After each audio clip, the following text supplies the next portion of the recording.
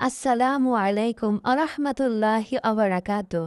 প্রিয় ভাই ও বোনেরা, রমজান আসছে, কিন্তু একটি প্রশ্ন আমাকে আজই ভাবাবে।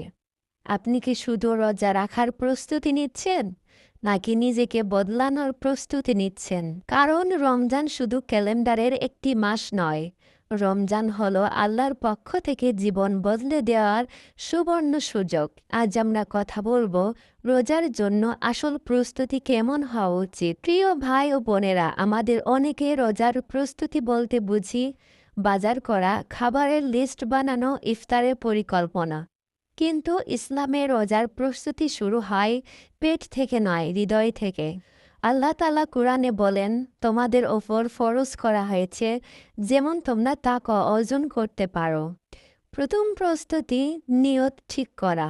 নিজেকে প্রশ্ন করুন, এই রমজানে আমি কি আগের মতোই থাকব, নাকি আল্লাহর আরও কাছাকাছি যাব? দ্বিতীয় প্রস্তুতি গুনাহ থেকে তওবা।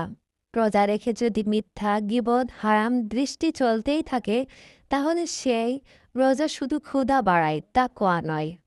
রাসূল সাল্লাল্লাহু আলাইহি সাল্লাম বলেছেন, যে ব্যক্তি মন্দ কথা ও কাজ ছেড়ে দেয় না, তার না খাওয়া না পান করার আল্লাহর কোনো প্রয়োজন নেই। তৃতীয় প্রস্তুতি নামাজ ও কোরআনের সাথে সম্পর্ক। রমজান কোরআনের মাস। এখন থেকে প্রতিদিন কয়েক আয়াত কোরআন পড়ার অভ্যাস করুন। নামাজ যেন শুধু রমজানের অতিথি না হয়। চতুর্থ প্রস্তুতি চরিত্র সংশোধন।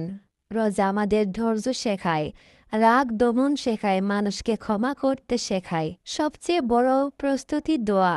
আল্লাহর কাছে কাঁদুন, বলুন, হে আল্লাহ, আমাকে রমজান পর্যন্ত পৌঁছে দিন এবং রমজানকে আমার জীবনের মোড় ঘোরানোর কারণ বানিয়ে দিন। প্রিয় ভাই ও বোনেরা, মনে রাখবেন, যে রমজান আমাদের বদলাতে পারে না, সে রমজান আমাদের শুধু খোদাই দেয়।